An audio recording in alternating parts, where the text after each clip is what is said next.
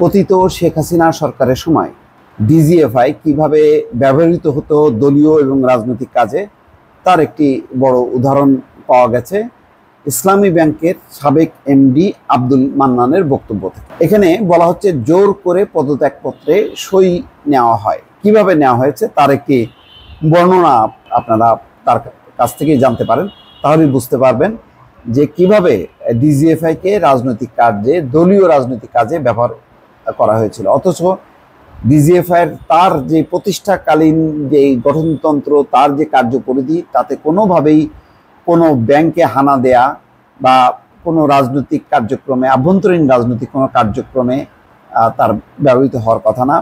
আর বিশেষ করে ব্যবসা ক্ষেত্রে, ব্যবসা বাণিজ্যের ক্ষেত্রে কোনোভাবেই ডিজিএফআই হস্তক্ষেপ করার কথা না, কিন্তু সবই হয়েছে। যা যা আপনারা কল্পনাও করতে পারেন না সেই কাজগুলো হয়েছে। তিনি বলছেন যে তার এই রিপোর্টের প্রেক্ষিতে বলা হচ্ছে যে সমালোচিত চট্টগ্রাম ভিত্তিক ব্যবসায়ী গোষ্ঠী এস আলম গ্রুপ 2017 সালের 5 জানুয়ারি ইসলামী ব্যাংক দখল করে।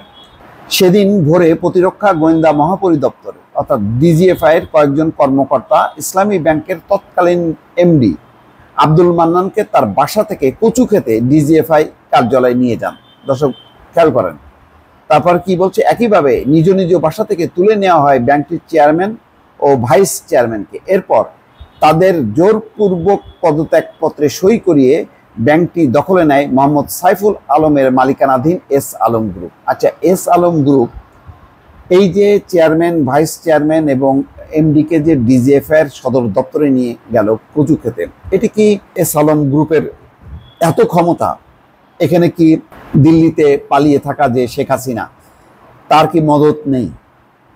দর্শক খেয়াল করেন, এত বড় বুকের পাটা কখনোই হবে না ডিজিএফআইয়ের যে এস আলম গ্রুপের পক্ষ থেকে ইসলামী ব্যাংকের চেয়ারম্যান, ভাইস চেয়ারম্যান এবং এমডিকে তারা কচু খেতে ডিজিএফআইয়ের দপ্তরে নিয়ে আসবে এবং জোরপূর্বক তাদেরকে পদত্যাগে বাধ্য করা। এটা কোনোভাবেই সম্ভব না সরকার এবং রাষ্ট্রীয় পৃষ্ঠপোষকতা ছাড়া। এবং এটা সবাই জানেন যে চট্টগ্রাম ভিত্তিক এস আলম গ্রুপের যেই সাথে শেখ হাসিনা, শেখ রেহানা এবং জয়ের সম্পর্ক ইতিমধ্যে প্রকাশ পাচ্ছে যে এদের লুটপাটের টাকার অর্ধেক শেখ রেহানা, হাসিনা এবং জয় তারা ভোগ করছে। এবং তার কারণেই কিন্তু এই মানে ডিজিএফআইকে সরাসরি একটা ব্যাংকের একটা কি বলে, তাদের যে মালিকানা, তাদের যেই তাদের নিয়োগ, চাকরি, সব কিছুতে হস্তক্ষেপ করতে পারছে শুধুমাত্র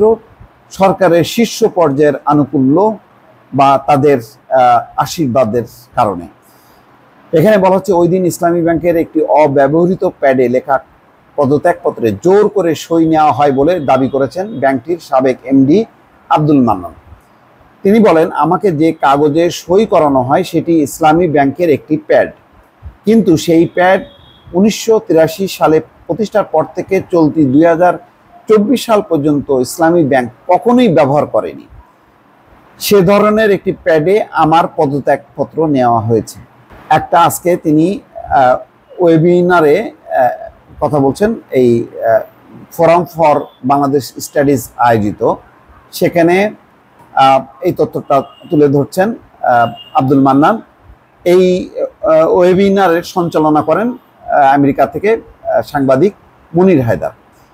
ইসলামী ব্যাংকের সাবেক ব্যবস্থাপনা পরিচালক আব্দুল মান্নান বলেন, ওই দিন অনেক রাত পর্যন্ত বাংলাদেশ ব্যাংকের স্যাররা অফিস করেছেন।